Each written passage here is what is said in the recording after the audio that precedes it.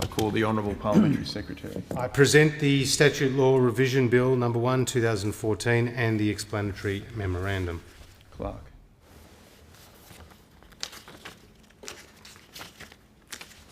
First reading, a bill for an act to make various amendments to the statute law of the Commonwealth to repeal certain obsolete acts and for related purposes. I call the Honourable Parliamentary Secretary. I move that this bill be now read a second time. The Statute Law Revision Bill No. 1, 2014 is the third bill in the Government's 2014 Autumn Repeal Day package.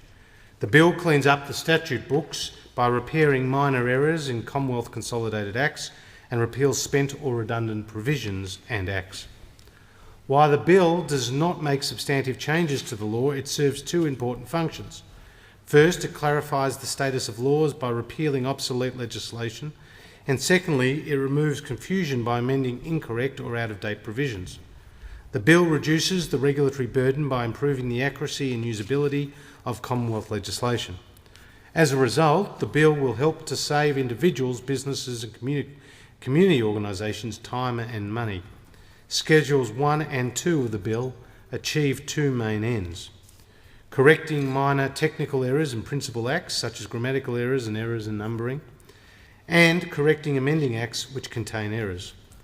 For example, sometimes legislation refers to other acts incorrectly or contains references to other parts of the same act which are just not accurate. By correcting these unclear legislative provisions, this bill helps make the law easier to use. Schedules 3, 4 and 5 of the bill update language used in a range of legislation. These schedules make three sorts of changes. Firstly, they amend acts to ensure that Commonwealth ministers are consistently mentioned by reference to the administration of particular legislation, rather than by title. This ensures that the provisions can still be understood and operate properly when the titles of ministers change.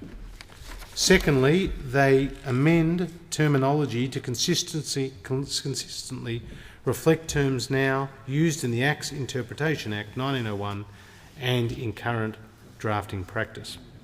The Acts Interpretation Act is a dictionary and manual that provides rules for reading and interpreting Commonwealth legislation.